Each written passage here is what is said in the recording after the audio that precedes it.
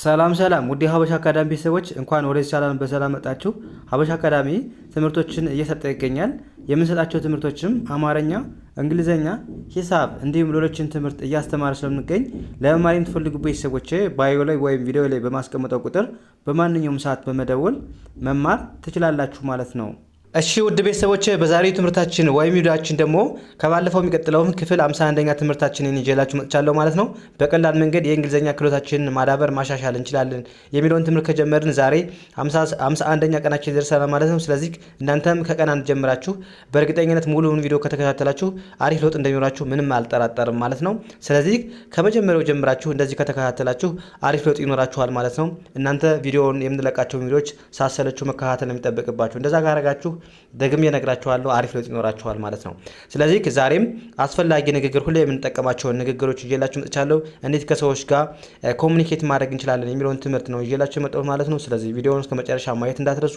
እንዲሁም ኦንላይን ለማንፈልጉ ቤተሰቦች ደግሞ በማንኛውም ሰዓት በመደወል አማርኛ፣ እንግሊዝኛ፣ ሂሳብ እንዲሁም ሌሎችን ትምህርት እያስተማረን ስለምንገኝ በፈለጋችሁ ሰዓት ደውላችሁ መማር መከታተል ትችላላችሁ ማለት ነው። አሁን ቀጥታ ወደ ትምህርቱ እንሄዳለን ማለት ነው። ምን ይላል የመጀመሪያው? እንዴት እናንብበው? አሁን እዚህ ጋር ሲኤን እንደምን ማንበብ አለባችሁ? እንደ ካ ኤንን ን ብለን ማንበብ ካን። ከዛ ኤስኤችኢን ሺ ብለን ማንበብ ሺ። ከዛ ሲኦን ኩ ብላችሁ ማንበብ፣ ሁለቱንም ኦ ከሲ ጋር እንደ ኩ ማንበብ። ኬን ኬ ብላችሁ ማንበብ ኩክ። ካን ሺ ኩክ፣ ካን ሺ ኩክ አለን። ምን ማለት ነው? ማብሰል ትችላለች እዚህ ጋር ትችላለህ ሳይሆን ትችላለች ለማለት ነው። እሺ ትችላለህ እዚህ ጋር ሺ ማለት እሷ ስለሆነ፣ ካን ማለት ደግሞ መቻል። ስለዚህ ኩክ ማለት ደግሞ በአንድ ላይ ምንድነው? ማብሰል ማለት ነው። ስለዚህ ምግብ ማብሰል ትችላለች ስለሆነች ሰው እየጠየቅን ከሆነ ስለዚህ ካን ሺ ስትል ትችላለች እያላችሁ ምን ኩክ ማለት ማብሰል ስለሆነ ስለዚህ ካን ሺ ኩክ ማብሰል ትችላለች። ከዛ መልሳችን አዎ ከሆነ ዋይን እንደምን ማንበብ ነው? እንደ የ ማንበብ። ኤስን ስ ብለን ማንበብ የስ አለን። ኤስኤችኢን ሺ ብለን ማንበብ ሺ። ከዛ ሲኤን እንደ ካ ኤንን ን ብለን ማንበብ ካን። የስ ሺ ካን ምን ማለት ነው?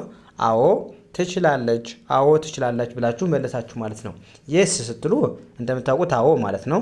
ሺ ማለት እሷ ነው ትያችኋለሁ። ካን ደግሞ መቻል። ስለዚህ የስ ሺ ካን ካላችሁ ምንድን ነው? አዎ ትችላለች እያላችሁ ነው ማለት ነው። ከዛስ አሁን እዚህ ጋር ሲኤን አሁንም እንደምታነባላችሁ እንደ ካ ኤንን ን ካን ዳብሉኤን ዊ ጂኦን ጎ ኤንኦን እንደ ና ዳብሊውን እንደ ው ናው ካን ዊ ጎ ናው መሄድ እንችላለን ብለን እየጠየቅን ነው ማለት ነው። ስለዚህ ካን ስትሉ ምንድነው? ጥያቄ እሱ መቻል ማለት ነው። ዊ ማለት ደግሞ እኛ ማለት ነው። ጎ መሄድ፣ ናው ስትሉ ደግሞ አሁን። ስለዚህ በአንድ ላይ ካን ዊ ጎ ናው መሄድ እንችላለን እያለ ነው ማለት ነው። ካን ዊ ጎ ናው ትላላችሁ መሄድ እንችላለን። ከዛስ አዎ ከሆነ የስ ትላላችሁ የስ አለን። ከዛ ዳብሉኤን ዊ ብላችሁ ማንበብ አሁንም ዊ ሲኤን ካ ኤንን ካን በአንድ ላይ የስ ዊ ካን ምን ማለት ነው? አዎ እንችላለን ለማለት ምን እንላለን ማለት ነው? የስ ዊ ካን አለን ማለት ነው። የስ ማለት አዎ፣ ዊ ካን ማለት ደግሞ መቻል እንችላለን እያልን ነው። ስለዚህ የስ ዊ ካን ካልን አዎ እንችላለን እያልን ነው። ከዛስ ካን አሉ። ካን በሎ እዚህ ጋር ካን አይ ጂኦን ጎ ኦን እንደ አ ነው የምናነበው እዚህ ጋር አው ብለን እናነባለን። ቲንት አውት ካን አይ ጎ አውት ምን ማለት ነው? መውጣት እንችላለን።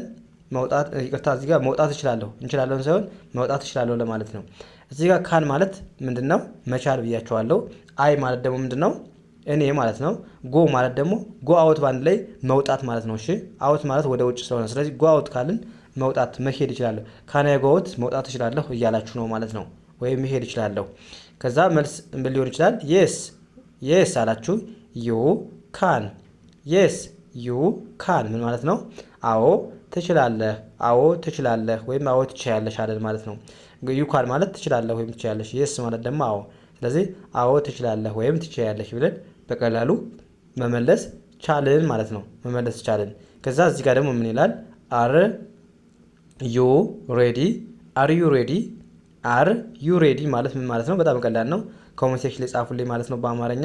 ወደ ቀጣይ እንለፍ። እዚህ ጋር ደግሞ ምን ይላል? አይኤስን ኢዝ ብለን ማንበብ፣ ቲኤች አይን ዲ ብለን ማንበብ፣ ዲ ዋይ ኦ ዩን ዩ፣ አርን ር ብለን ማንበብ፣ ዩር ዩድ፣ ቢኤን ባ፣ ጅንግ ባግ ባግ። ኢዝ ዲስ ዩር ባግ፣ ኢዝ ዲስ ዩር ባግ፣ ኢዝ ዲስ ዩር ባግ ምን ማለት ነው? ይህ የአንቺ ቦርሳ ነው ወይም የአንተ ቦርሳ ነው ለማለት ስትፈልጉ ኢዝ ዲስ ዩር ባግ፣ ኢዝ ዲስ ስትሉ ይሄ እያላችሁ ነው። ይሄ ነው እያላችሁ ምንድን ዩር ማለት ያንተ ወይም ያንቺ፣ ባግ ደግሞ ምንድነው? ቦርሳ። ስለዚህ ኢዝ ዲስ ዩር ባግ ካለን የሆነ ሰው የአንቺ ቦርሳ ነው እያለ ነው ማለት ነው። የአንቺ ቦርሳ ነው ወይም ያንተ ቦርሳ ነው። ያ ከዛ መልሳችን አዎ ከሆነ የስ አላችሁ፣ የስ። ኢት አላችሁ፣ አይቲን አይኤስን ኢዝ ብለን ማንበብ፣ ኤም አይን ማይ ብለን ማንበብ፣ ኤንኢን ን ማይን ማይን። የስ ኢት ኢዝ ማይን፣ የስ ኢት ኢዝ ማይን ምን ማለት ነው? አዎ የኔ ነው፣ አዎ የኔ ነው ብለን በቀላሉ መመለስ ቻለን ማለት ነው። የስ ስትሉ አዎ እያላችሁ ነው። ኢት ኢዝ ማይን ማለት ደግሞ የኔ እያላችሁ ነው ማለት። ስለዚህ የስ ኢት ኢዝ ማይን ስትሉ አዎ የኔ ነው፣ አዎ የኔ ነው እያላችሁ ነው ማለት ነው። ከዛስ እዚህ ጋር ሲኤን እንደምን ማንበብ አለባችሁ? ሲኤን እንደ ካ፣ ኤንን እንደ ን፣ ካን ዋይ ኦዩን ዩ፣ ኤስን እንደ ስ፣ ዳብሊው አይን እንደ ዊ፣ ኤምን እንደ ም። ስዊም ስዊም፣ ካን ዩ ስዊም፣ ካን ዩ ስዊም ምን ማለት ነው? መዋኘት ትችላለህ ወይም መዋኘት ትችላለሽ ስትሉ ምን ትላላችሁ ማለት ነው? ካን ዩ ስዊም። ካን ዩ ስትሉ ትችላለህ ወይም ትችላለሽ ነው። ስዊም ማለት ደግሞ ምንድነው? መዋኘት ነው። ስለዚህ እየጠየቅን ነው። ካን ዩ ስዊም ካለን ሰው መዋኘት ትችላለህ ወይም ትችላለሽ እያለ ነው ማለት ነው። ከዛ መልሳችን አዎ ከሆነ የስ ትላላችሁ። የስ አይ ካን፣ የስ አይ ካን፣ የስ አይ ካን፣ አዎ እችላለሁ፣ አዎ እችላለሁ ብላችሁ በቀላሉ መመለስ ቻላችሁ ማለት ነው። ከዛስ እዚህ ጋር ደግሞ ሲኤን እንደማንበብ አለባችሁ። አሁንም እንደ ካ፣ ኤንን እንደ ን፣ ካን ካን፣ አይን እንደ አይ፣ ኤስ አይን እንደ ሲ፣ ቲን እንደ ት ማንበብ፣ ሲት ሲት፣ ካን አይ ሲት፣ ኤች ኢን ሂ፣ አር ኢን ር ብለን ማንበብ፣ ሂር ሂር፣ ካን አይ ሲት ሂር፣ ካን አይ ሲት ሂር ምን ማለት ነው? መቀመጥ እችላለሁ፣ መቀመጥ እችላለሁ ስትሉ ምን ትላላችሁ ማለት ነው? ካን አይ ሲት ሂር። ካን ማለት ምንድን ነው? መቻል። አይ ሲት ስትሉ ደግሞ ምንድን ነው? ሲት ማለት መቀመጥ አይደል? ስለዚህ ልቀመጥ እያላችሁ ነው። ሂር ማለት ደግሞ ምንድን ነው? እዚህ ማለት ነው። ስለዚህ ካን አይ ሲት ሂር ካላችሁ እዚህ መቀመጥ እችላለሁ፣ እዚህ መቀመጥ እችላለሁ ለማለት ስትፈልጉ ምን ትላላችሁ? ካን አይ ሲት ሂር።